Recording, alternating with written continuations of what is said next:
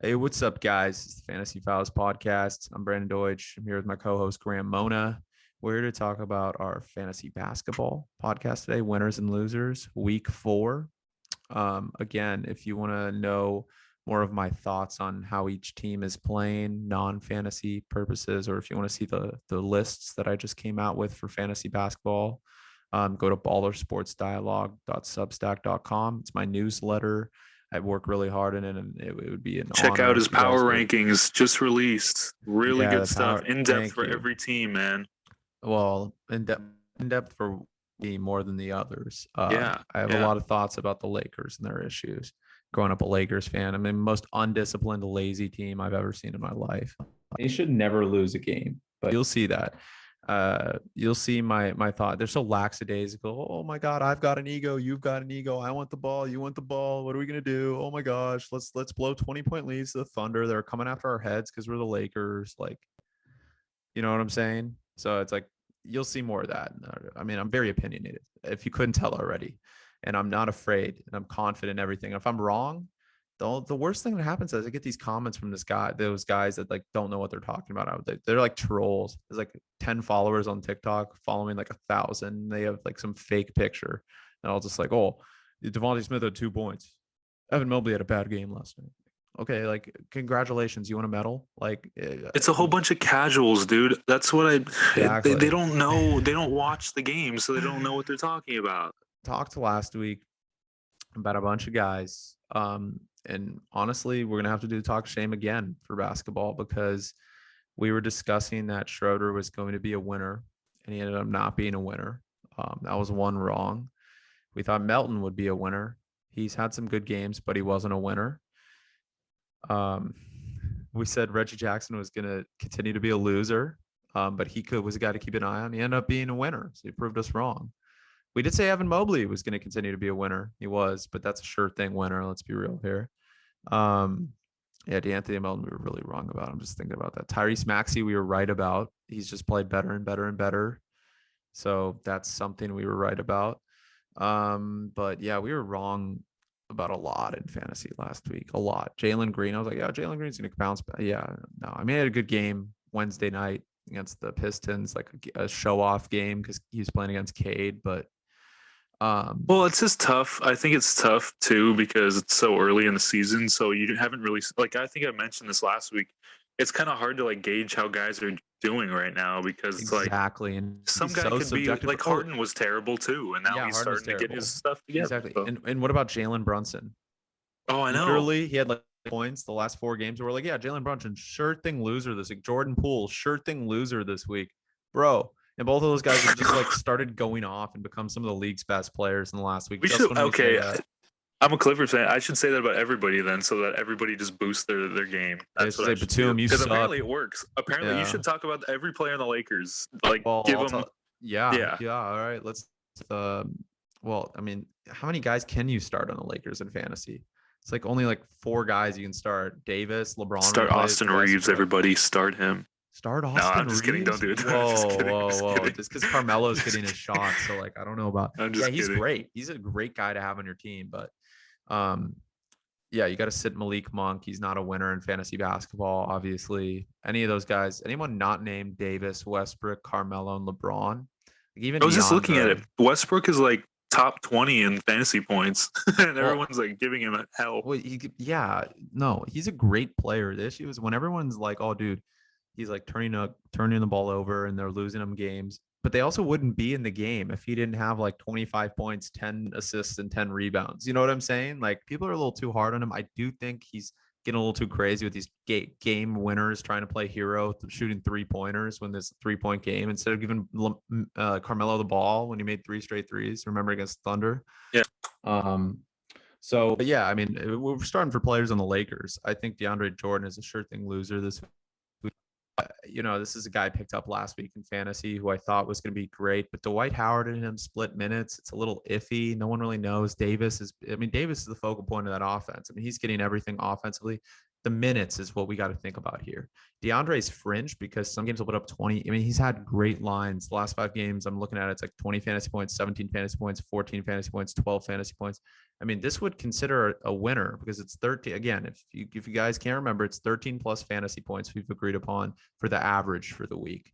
And I just don't think DeAndre Jordan's going to get that this week from Friday. And now it was a little bit off the rails with like the timing last week because we do the fantasy football one and then this. So fantasy football usually comes out our podcast Wednesday or Thursday, right before Thursday night game. Basketball is going to now go on a strict schedule every Friday morning. It's going to come out. So it's going to be that Friday night to the next Thursday night. But Carmelo, sure thing winner. He started out the year a fringe player, and he's been just off the rails good. He might be an all-star this year if he continues to shoot over 50% from three. And he's the second best player or third best player in the Lakers. I guess some like casuals will say is the second or third, but he's really the fourth best player. Like let's stop disrespecting Westbrook. Like Westbrook's like people hate on Westbrook now. When he retires, they're gonna be like, dude, why isn't there a guy putting up like 30, 10, and 10 every game? I was like, yeah, it was Westbrook, but you're talking crap about him the whole time to respect his greatness. You know what I'm saying? I mean, he obviously makes bad decisions. You take the good with the bad. It's like Carmelo. Carmelo's putting up like sometimes 30-point games, but he can't play defense to save his life. So it's like you take the good with the bad. And I think the good outweighs the bad for both of those players. But yeah, Carmelo's a winner, DeAndre Jordan loser. What are your thoughts there on these Laker players? Yeah, I mean it's definitely tough because DeAndre Jordan hasn't been putting up like awful numbers. It's just that he's like you said, he's not getting enough minutes. He went 10 and 8 in 10 minutes. That's like kind of good against the Hornets. Um, but yeah, I mean it's just for him. It's the minutes thing. Like they never put him in after he starts, so it's like, how do you expect him to get any points? So yeah, I mean I'd sleep him. Um, a guy that's kind of been like pretty good, but I mean, maybe not for fantasy, is Avery Bradley. Just wanted to mention him because his 3-point shooting has been awesome. But yeah, I mean, obviously, maybe some people don't watch basketball, but if you've been watching basketball, Carmelo Anthony is definitely a start for you guys. Um, he might even start in the All Star game the way he's shooting. This guy's been he's playing like he was in Denver. Like this is the Melo that we saw in Denver, where it's just like, give me the ball, I'm gonna score, and this is my team now. Like now that LeBron's out, it's kind of like he's the main. Him and Davis are like the main scorers. I know Russell Westbrook's gonna get his points, but Carmelo Anthony's kind of like the number one scorer. So yeah, everybody else, I don't. I mean, I guess Russell Westbrook, just because he puts up points. Yeah, he turns the ball over a lot, but he does put up points. So I guess him. Um, but everybody else, I'm off on. Even Dwight Howard, I'm off on just because he splits time with DeAndre Jordan. He doesn't really play meaningful minutes down the stretch. So yeah, I'm off on everybody except for Carmelo, I guess. Maybe Avery Bradley, but Avery Bradley doesn't get enough time either. So All right. Yeah, I'm with you there. I mean, some of these guys, I mean, we're talking fantasy specifically. Like Avery Bradley's a great guy to have on your team. And obviously the Lakers lack his defense toughness last year. He's one of the only good, solid players who plays with heart on the Lakers. So like he's obviously great. I want to go to Tim Hardaway Jr. This is a guy that many picked in like the 7th round, and he was a loser actually the first 2 weeks of the season. 3rd week, he was a winner. We didn't talk about him, but didn't talk about him because he was picked so high in many drafts. He's Luka Doncic's second guy, right? He's going to pass him the ball. He's going to get those open threes. He makes a lot of them. He's great. He's a great guy to have in real life. Fantasy, 3-pointers matter. We were talking about Duncan Robinson. He really hasn't been as good as we thought. Duncan Robinson, we thought he was going to be great because of his 3-point shooting, but Tyler Hero's kind of taken over the 3-point shooting, scoring role on the outside for him coming off the bench and stuff. So Hardaway Jr. is going to be a winner this week. He's going to get over 13 fantasy points. You can book it, in my opinion.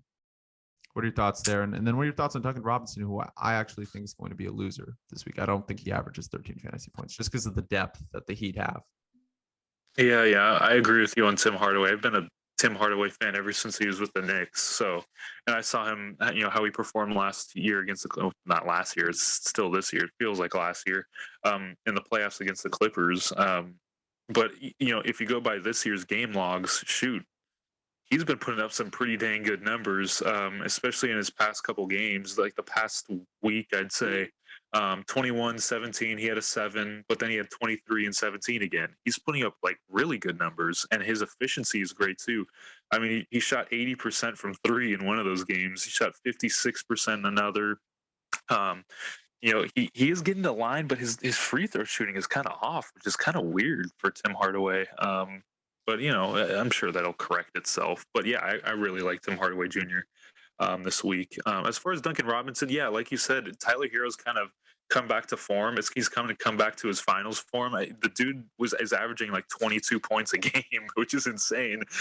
Because last year people were talking about him being a bust already. It was his second year, and everyone was talking crazy, but he's come back this year with a vengeance. And I think that's taken a lot away from Duncan Robinson. Now, Duncan Robinson does still start, so it's not really like that big of a deal. And I do think Duncan Robinson will, start to get more 3-pointers. I do think that he's going to get more touches as well. But in their scheme right now, it just seems like they're running a lot more of their offense through Hero as kind of like the Duncan Robinson player, like a JJ Redick type. And usually Duncan Robinson's the guy to do that, but with Hero scoring at such a high rate right now, I think Duncan Robinson still has a slot in that team. But right now, we're talking about this next week. Now, keep Hero in there. I'm not really high on Duncan Robinson right now. Yeah. Another guy, and the reason why let's go back to it because we did get under our percentages. Let's do the talk of shame. I'm just gonna say I'm sorry. We said Brunson, or sorry, I said Brunson, Jordan Poole, Daniel Gafford will all be losers this week, and literally they just went off the rails, all those guys, and just did well. So we promise our picks this week will be 10 times better. And let's do yours real quick before we move on because we forgot to do it at the beginning. So unprofessional of me. Yeah, like we said earlier, it's just really tough and early in the season, so we're going to be kind of bad to start because there's a really small sample size. I was completely wrong too, but it's good because we're lighting a fire under these guys to be better, and they're playing better. So, hopefully, like I said, I want to start talking about players on my team so that they can be better. They were better. Batum's been awesome. Reggie Jackson's been great. Zubats has been playing better. So I guess it's just our magic words. It's our golden voice is just giving them talent now. Yeah, I guess football and basketball. Jeez, like Devontae Smith hadn't had a good game in like 6 weeks, and Miles Gaskin, like, it's just really weird. And Elijah Mitchell hadn't had a bad game in forever. It was crazy. For basketball, another guy that we were wrong about is Daniel Gafford, who, he started off this week pretty bad on a bad note on Wednesday with like 11 fantasy points. But he was so good. 20 fantasy points, 18 fantasy points, because he gets the blocks in limited minutes. And we were just going off on how he wasn't consistent because of Montrezl Harrell. Last week, he ended up being a winner. I do think this week he's going to be a winner. And this is why. Think about it on Wednesday night when Montrezl Harrell led the team in scoring and rebounds, and his limits his minutes were limited. Sorry, switch the words. Jeez, I don't know. Daniel Gafford played so well. He made me slur my words. Don't know what I'm not as confident talking about him anymore. I lost all my confidence. What do you do to me, Daniel Gafford? But Montrezl Harrell on Wednesday night had a great game. Daniel Gafford's minutes were limited. His production with that was limited. He still scored 11 fantasy points. Still. Think about like that, right? This is like, you got to talk about his worst possible game. He's almost as consistent as they come. This was like Chris Boucher last year, who was like, he would have some games where he'd put up like 25 fantasy points in limited minutes because of his blocks, but he'd never get you under less than 12. This year, Chris Boucher is obviously different. Boucher, whatever. He obviously isn't playing. Nick Nurse has completely taken him out of the rotation. Don't know why, because he's honestly a really good player. But I get Siakam's back. They got Scotty Barnes, whatever. But Daniel Gafford's going to be a winner this week, and watch him now be a loser since I said he's going to be a winner. He's on my fantasy team, so I hope he's a winner. But I think Daniel Gafford's going to be a winner this week. And if we're staying on the Wizards, I think another guy that has just stepped up to the plate and has been really good is Kyle Kuzma. And I never thought I'd say that. I just think he's one of those guys who needed to get him out of LA. But Kyle Kuzma, we're not even going to talk about soon. Like, he's one of the sleepers of the year. Not just the week. He's so consistent. He's getting rebounds. He's scoring. And I just think, like, it just makes me think the Lakers have just like terrible coaching that they weren't able to get him to this level. I get that he had superstars in front of him. Washington, it's like more of a fun team. They got Beal, their star, and then a bunch of like solid players. Dinwiddie's really good. He's probably he's their second best player. Harrell's the third. Then you got Kuzma, Kentavious Caldwell-Pope. Like, when Thomas Bryant comes back, will be pretty good. Wizards are a fun team to watch. Talk about league pass teams. That's like a gritty team. I like that team. All of a sudden, Kuzma's playing with Hart. He never played with Hart in like the 4 years he was with the Lakers. And all of a sudden, like he's now right when like he's embarrassed because he's traded and like he's lost all his cloud and everything. Like his brand is not doing as well. He's like locked in because he's always been talented. That's never a problem. But Kyle Kuzma is a winner this week in fantasy basketball. I think you got to lock him in your starting lineup. And I don't think we're going to talk about him again. And if we're staying on that team with the Wizards, I do think Kentavious Caldwell-Pope is going to be a loser this week. Even as good as he's played, I just think the production is so skewed between 5 guys, right? It's Gafford in limited minutes for fantasy production. It's Montrezl Harrell, Bradley Beal, Spencer Dinwiddie, and Kyle Kuzma. Really, no one else is going to get you over that threshold of averaging 13 fantasy points. They're really not. I mean, Kentavious Caldwell-Pope's probably going to average 11, but he's not going to average 13 fantasy points this week. I think Kentavious Caldwell-Pope's a sure thing loser. Kuzma's a winner. What are your thoughts there? Yeah, I kind of agree because KCP is more of like a glue guy. He's not really the guy that's just going to go out and score for you. He's more of like how Caruso was the Lakers last year for the Wizards. He's kind of just a guy you insert and hey, he'll play some defense for you. He'll knock down two threes, whatever. But the real stars have been Kuzma and Harrell, even in absence of Beal's shooting, because Beal hasn't been that great recently with his shooting. But these guys have kind of taken the brunt of the offense and just said, hey, we won a championship and we're still pretty good. So, Kuzma's been awesome. It's crazy because, a lot of people said, oh, well, it doesn't matter where he goes. He's still going to be the same guy, which is just untrue. If you see all the guys that have left the Lakers, Caruso's thriving, Kuzma's thriving, Julius Randle's thriving, Brandon Ingram's thriving. That kind of shows you about the organization, right? Don't treat it like they want the stars and they want everything now. It's like indicative of modern society. Everything, no one wants to be patient. They just want it now. And at the time, they're not developing young players and they're just leaving. Like they gave up on Randall way too early. Didn't want to pay him the money.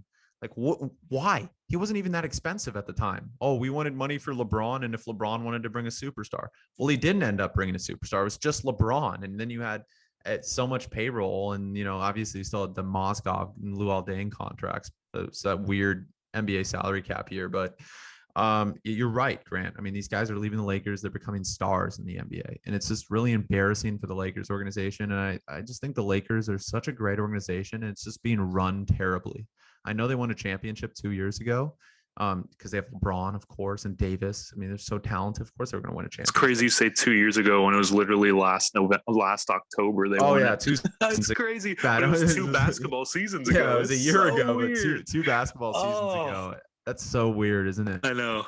But yeah, no. So I think the issue is we're seeing that Vogel isn't as good of a coach as people thought.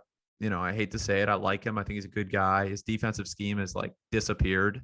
He doesn't discipline his guys. I think LeBron would be the guy to discipline the guy. I think he's the coach anyways. LeBron's just LeBron. I just think the issue is when you have LeBron in your organization, and I know this is going away from fantasy a little bit, but I think this is an important point to note. Is that when you have LeBron in your organization, he's going to want to win now, and he's going to want the pieces now. Again, that didn't mean they had to give up on Randall too soon. You know what I'm saying? It's not like LeBron was on the team yet. I mean, obviously, Rob Pelinka's made some questionable decisions. He's also made some great decisions.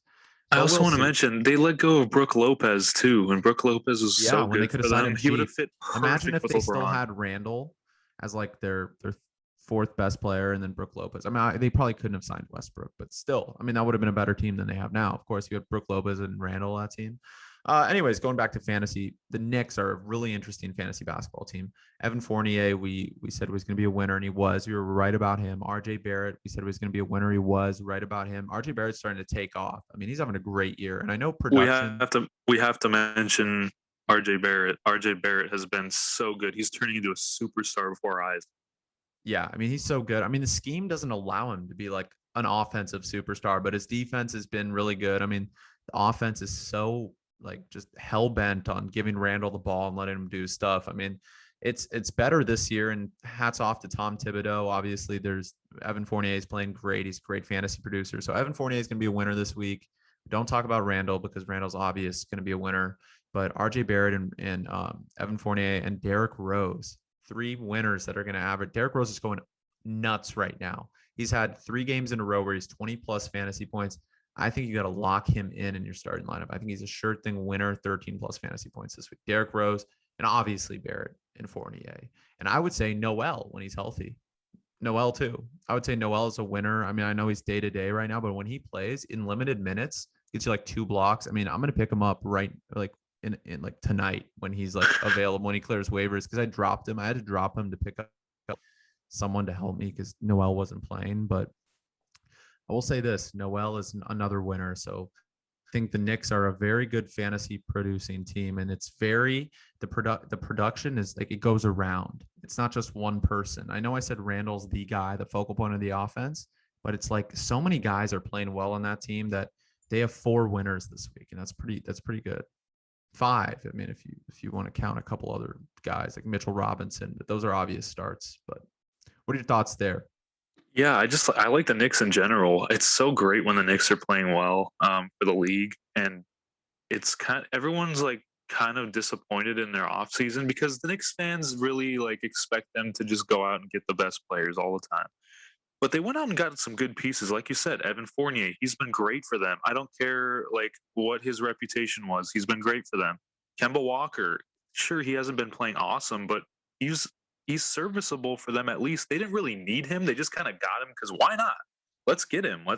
Why not? It's another piece. Like Derrick Rose has been probably the better point guard, but it doesn't matter when you have Julius Randle, when you still have Taj Gibson, when you still have RJ Barrett, those pieces that you just mentioned that are playing extremely well, that are winners, that goes a long way for an organization that's trying to get back to relevancy. So I like the Knicks a lot, and I like their players a lot. They put up points. I have Julius Randle on my team. That's an automatic yes for everybody, definitely. That's a great But pick.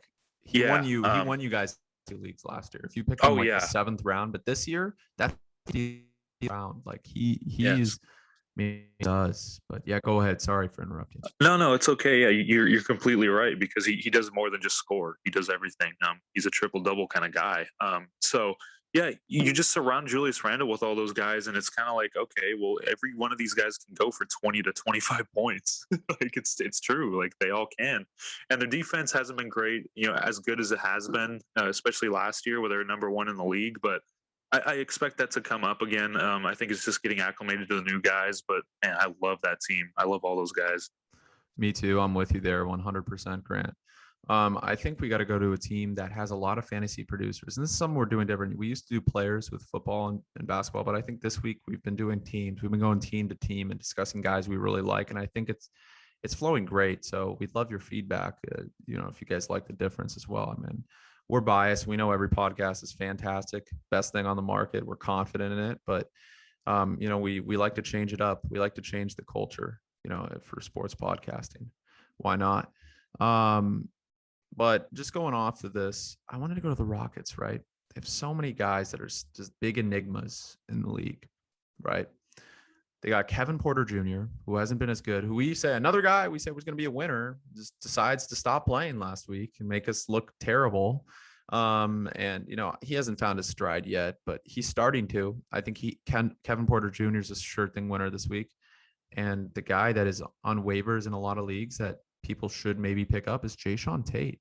This guy's been uber consistent. Like he's one of those guys, like there's very few players you can just pencil in 15 fantasy points a game, like pencil in 13 to 15 fantasy points a game. Jayshawn Tate's going to get you exactly that, nothing more, nothing less, like every game.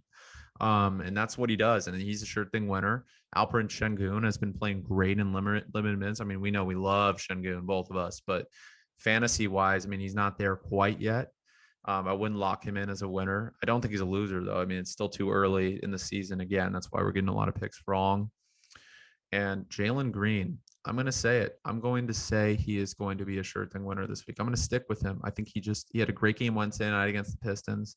I think he's going to be averaging 13 fantasy points just because of those bursts. He has these bursts where he'll score like 30 points in a game, or 25 points. As long as he limits his turnovers and, his efficiency isn't half bad, he's going to be a winner too. So these are definitely guys. Christian Wood, we don't talk about, obvious winner. But these are guys that are really going to help you out, and they're sure thing winners to average over 13 fantasy points for sure. Kevin Porter Jr., winner. Jason Tate, winner. Alperen Şengün, who knows? Remains to be seen. But you get what you get the gist of what I'm talking about. So, what are your Yeah, thoughts on yeah. both? I mean, I've always been a big fan of Kevin Porter Jr. So, he's a definite win for me. I don't care how inconsistent he's been. The talent alone will get him points because he has the ability to score a lot. Jalen Green, he's been explosive to start the season, so I really like it. Like I said, this is such a fun. Like I was saying, I don't know if it was the last one or the one before, but this is such a fun team, and we just know they're going to lose, but they're just so fun to watch. Like I don't get how they're bad, but even my They're brother, my just the brother's a league huge pass Lakers team. fan. Yeah. Yeah, he's a huge Laker fan, and he was like, "How is this team bad? How does this team bad?" Because it's crazy because you have all these talented players. Even Kenyon Martin Jr.'s. I mean, these are guys that look. I'm not going to tell you to get them, but Kenyon Martin Jr. has been great. Obviously, Christian Wood, start Christian Wood, start Jayshawn Tate. Jayshawn Tate, I was just looking at his stats: 14, 21, 10, 14. He's been in double digits the whole time, and he got a double double against Golden State. Like that's not a bad team to get a double double against. So yeah, these guys are great fantasy players. They're just not like winning players yet. But it doesn't matter to you. It doesn't matter to us. We're trying to win fantasy, man. Yeah, we're discussing primarily fantasy. Obviously we put in some of our personal views on the league sometimes, but we like to stay on schedule. Yeah, Jordan Poole, we're not even going to talk about him. Lock him in. I mean, if Curry doesn't have a 50-point game, Jordan Poole will have like a 30-point game. Like he's turning into an NBA star right in front of us. I think you got to lock him in. And I don't care. We personally play in a 12-man league. Most people play in 10-man leagues. So I mean, Jordan Poole, if you're playing an 8-man league, Jordan Poole might be a fringe guy, but you got to pick him up. He's just absolutely I traded fantastic. for him, and it was the best thing I could have done. Yeah, was it what flex on him their last? Here we're calling out our boy Xavier. Got absolutely like just taken advantage of in these trades. So name the first one. You traded Cade Cunningham. I traded Cade Cunningham for Gordon Hayward and Jordan Poole, which is pretty good. Then the recent one was James Harden, and everyone's gonna get on me for this one. Don't worry, y'all. I'm gonna tell you. James Harden for Nicholas Batum, who's been awesome. Miles Bridges, who's been awesome, and Evan Mobley. Mobley's been It's a awesome too. haul. It's a It's haul. a I haul. think that I was mean, a great look, trade for James you. Harden. I know what James Harden was going to give me, but I needed depth, so I needed to get rid of those. I need to get rid of him for depth. Well, and So you threw in two guys that are Chen's as a waiver guy yeah, who'll yeah, probably but drop. those And guys, then both of them were hurt. I threw in John Isaac and Isaac, who knows DiVincenzo. if John's Yeah. gonna play? That'd be good, but that's definitely a risk. But yeah, so you did that, and look, it's proven to be great. Jordan Poole has been fantastic. Evan Mobley, never talk about him again. Miles Bridges, I mean, what did he have? 18 fantasy points on Wednesday. I mean, it's going down a little bit just because LaMelo Ball is all of a sudden bursting onto. We knew this would happen at some point. Guy I want to talk about is a guy that many drafted really high, and that's Terry Rozier. And like we've said in the previous podcasts about specifically the Hornets, I mean, their production just goes around. I mean, even Kelly Oubre on Wednesday night, he had like 26 points or something, fantasy points. But then the night before, like 2 nights before, he had 0 fantasy points. Like it just goes up and down. The only guy you can pencil in, is going to have, and not even LaMelo. I mean, LaMelo sometimes scores 40 fantasy points. Sometimes he'll score like 15. Like he'll be inefficient because Gordon Hayward or Kelly Oubre or Miles Bridges takes over. PJ Washington's also there. One of the deepest teams in the league. I mean, they don't even play James Bouknight or Kai Jones. And those guys are both studs. They don't even play them. That's how good that team is. And they probably should. They probably wouldn't be the 7th seed if they started playing those guys a little more, spiced up the rotations. But Terry Rozier's a sure thing loser. He hasn't shown anything in fantasy this year. And we know he can go off for his 50-point games like he does sometimes. He might have once in a 10 games this year where he scores 30 plus points. We get that. But I mean, LaMelo's just on another level this year than he was last year. And I think that what that's doing, Miles Bridges' ascension to this all-star type caliber player, this is really just not good for Terry Rozier fantasy owners. I think you drop him. I don't think he's going to be a winner and be consistent with 13 plus fantasy points all year. Yeah, it's crazy because we're talking about this, and on Tuesday, I believe it was Tuesday. Terry Rozier went off against the Lakers, but still, that's kind of like an outlier. It's kind of really like, okay, well, he had a good game because LaMelo really didn't get anything going. He had a triple double, but he didn't score a lot. And Miles Bridges had an okay game, but he didn't score a lot. So it was kind of Terry Rozier's game. Another guy you mentioned was Kelly Oubre. Kelly Oubre on Wednesday had 30. He had 37 points. Like that's insane. But then the game before he had 8. It's like, dude, I don't know. He is the. I remember how we were talking about Miles Gaskin on our football Yeah, podcast. If you yeah. guys want to go Aubrey look at it, coin. Oh, it's an Oubre coin. yeah, He's the Oubre coin. volatile. He's the well. He's not. He's way better than Miles Gaskin is, but um, yeah, he's just so volatile. I wouldn't even. He had 0 points earlier in the month. Like, come on, man. Like, no way. I'm staying away from him. Yeah, I'm with you. I mean, that's a guy that is like it's really enticing that he's on waivers right now in our league, in our 12-man league. But then it's like I need consistency. Like the reason why I've been winning these games to start the year is before I made the trade for before I traded John Collins and Cole Anthony for Luka Doncic, which is I think a win-win trade each ways. I had so much depth. Like I could pencil in my guys and they would give me like 15 plus fantasy points. Like Kelly Oubre doesn't do that for me. And I'm not going to drop a guy like Dennis Schroeder, who in the past I talked crap about. He got 10 fantasy points on Wednesday night. It was an outlier. He usually gets 15 plus. Like he's penciled in good. I'm not going to trade a guy like that for. I mean, I'm not going to drop a guy like that for Kelly Oubre. And this is a perfect transition because Royce O'Neal, guy that I said I would never touch, the worst guy to ever have in fantasy. I mean, oh my gosh, Ben Simmons. I always said before the year, oh dude, like Ben Simmons. I wouldn't draft that guy. Drafted him 5th round. Okay, Dennis Schroeder. I go off of. I pick him up in fantasy. I'm like an evil genius. Like I said, Royce O'Neal, another guy. This guy sucks, dude. Royce O'Neal, like, yeah, he gets you 2 steals. He's a great player in real life, but he sucks in fantasy. Bro, I just picked him up. This guy is like a pencil in like 10 to 15 fantasy points every game. Like he's like a great guy to have on your bench. And I mean, the only guy I drop him for is Cade Cunningham, who's on waivers. So, and just because I think he had a good game Wednesday night, and I think he's gonna continue to get going. He's just so talented, best prospect in that class. I'll stand by it till the day I die. I told you last week he's the best prospect at the time. Now we don't know how this pans out. I said this about Ja, and everyone's like, "Oh, bro, Zion!" Like, get all the media attention. I'm like, Ja's the best player in that draft on the day of, and I stand by that. I'm going to say that with Cade. Mobley's the best player in that draft. We'll see.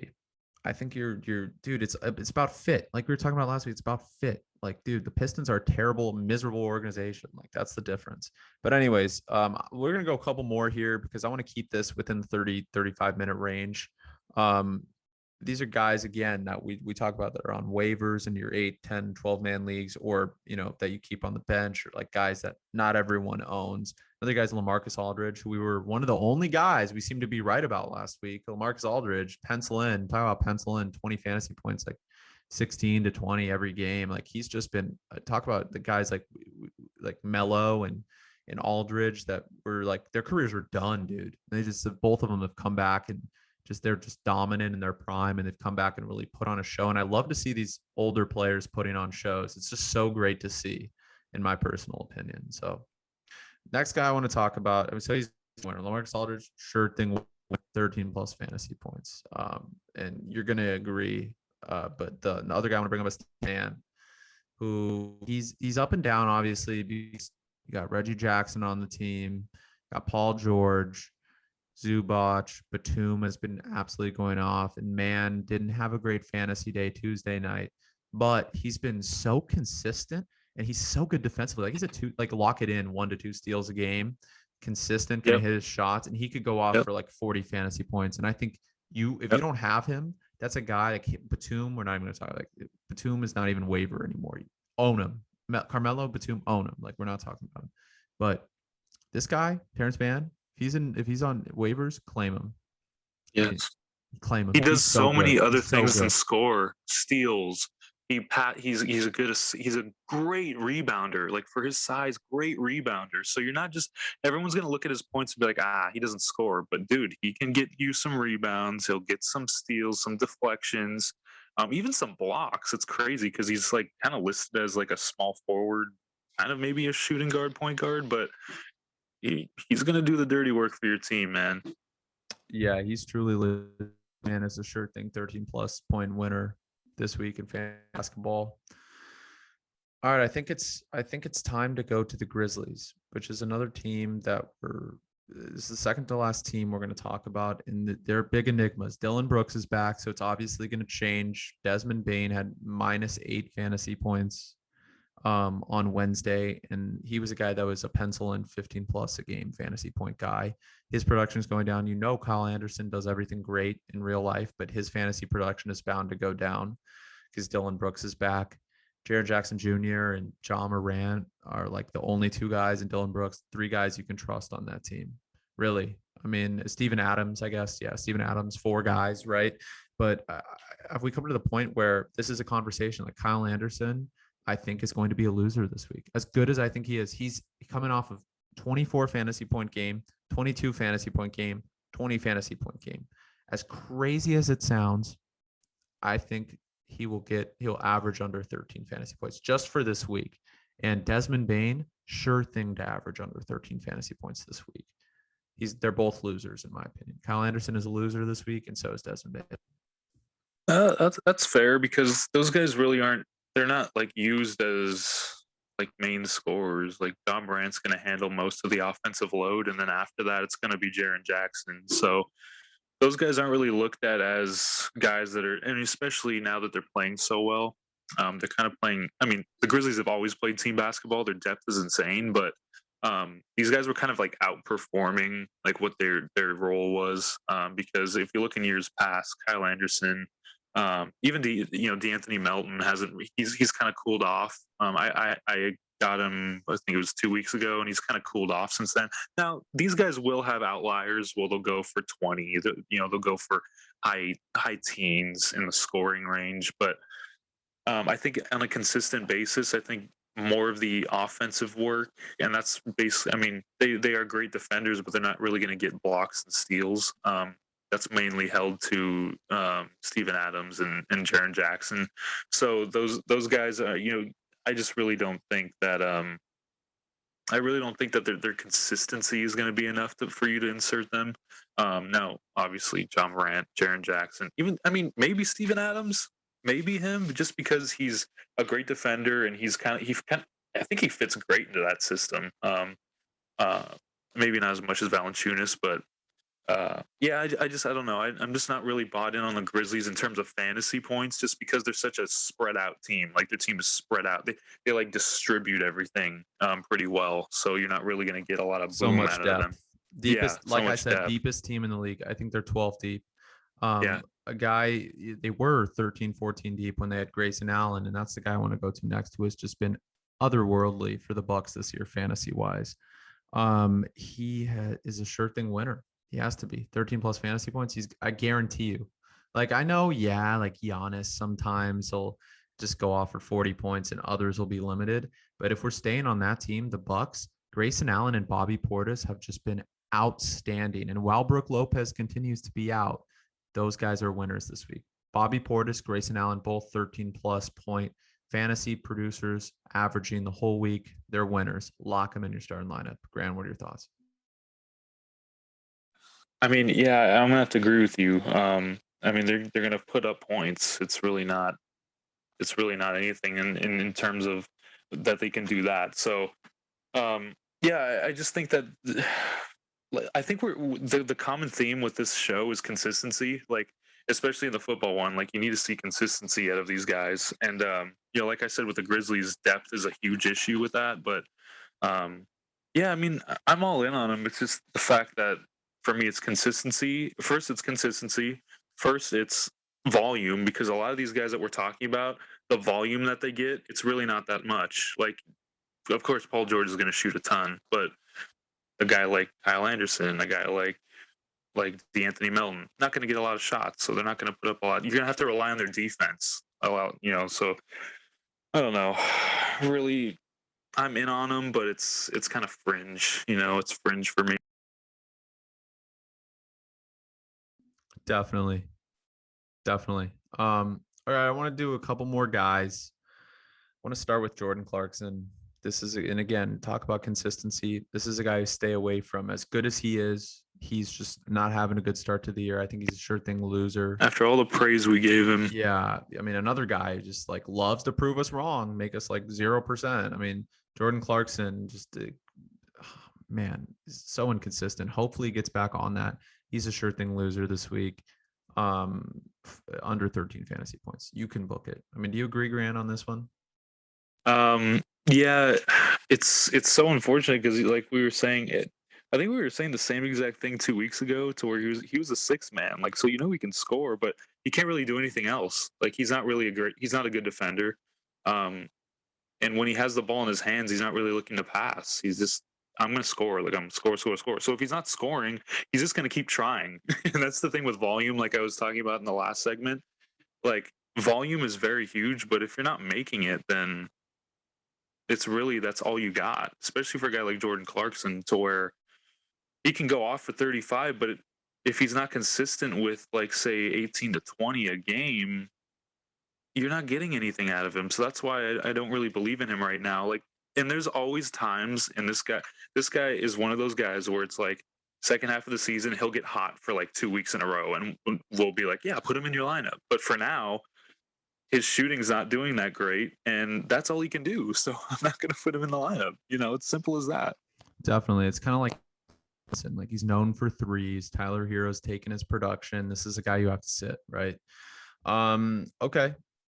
Last guy I want to end on, and this is interesting because I know we talked about Detroit earlier. Kelly Oubre.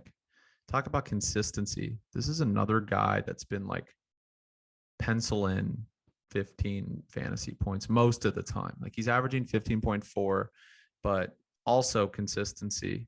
7.75 fantasy points, 8 fantasy points, 8 fantasy points were like his last 3 games ago. Those were his last 3 stats, right? And then he had 22 and 15 fantasy points his last 2 games.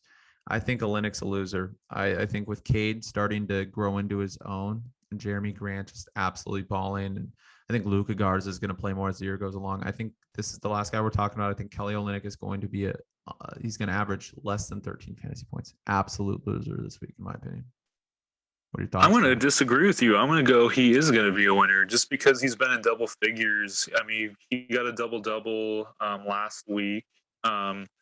He's putting up double-digit points, but and he's been playing okay on defense. He's averaging, he's had 14 steals in his last, I think, over the whole season, honestly. 14 steals is not that bad. Like, that's actually really good. In the past week, he's had 4 alone, and for a big guy, you don't really see him get a lot of steals. Blocks, not that many blocks, but he's been putting up decent points. It's not really like he's been terrible. 13 and 6 on Wednesday, 14 and 10 the week before. So I don't know. He was out for a few days, but now that he's back, I think he's gonna put up decent productivity for you. I mean, look, I'm not gonna say start him as like one of you. If you have nobody else in your lineup and you have him on your bench, I think it's an okay replacement for a guy just to slot in. I know Brandon loves to do this where he just drops and adds guys all the time. So he's like one of those guys where it's like, oh shoot, I don't have anybody in my power forward slot, or I don't have anybody in my center slot. I'm gonna add him. Yeah, this is like one of those guys. I intentionally, guy already, and you have to know, if you always have to keep 2 players you're willing to give away. All right, that could get claimed by Eddie Bayford. I've made mistakes. It was Jalen Brunson at one point. It was LaMarcus Aldridge at one point. A bunch of guys I've given up on, right? But at the same time, those 2 spots, like, those are for add drop. These are to win matchups because you obviously got to win week by week. But yeah, these are the guys we think are going to be winners and losers this week. And anything you want to add, Grant, before we go? No, I just want to say, don't overreact to anything just because it's only 2 weeks in the season. We have a long way to go, folks. So even if your team's doing great, if your team's doing bad, if your players are doing great, if your players are doing bad, do not overreact. I'm 0-3 in fantasy, and I've scored a ton of points, but I'm not worried because it's such a long season. You guys will be fine. Exactly. Last thing I want to add, Dennis Schroeder, how he said he had 10 fantasy points Wednesday. He actually scored 20 points. You know why he had 10 fantasy points? 8 turnovers. 8 turnovers. Wow, how bad. It's like a Lakers point guard right there. That's a He Westbrook must have stat played for the line, man. Lakers. Oh my God, two Lakers. Yeah, he must have Oh. played for the Lakers. All right. Anyways, guys, the Fantasy Files podcast again. If you want the lists, you want more analysis, go to ballersports.log.substack.com. Some great articles, like we said, and let's see how we do. Hopefully, we don't have to do the talk of shame like we did with both podcasts this week. Thank you so much. We're your hosts, Brandon Deutsch and Grant Mona.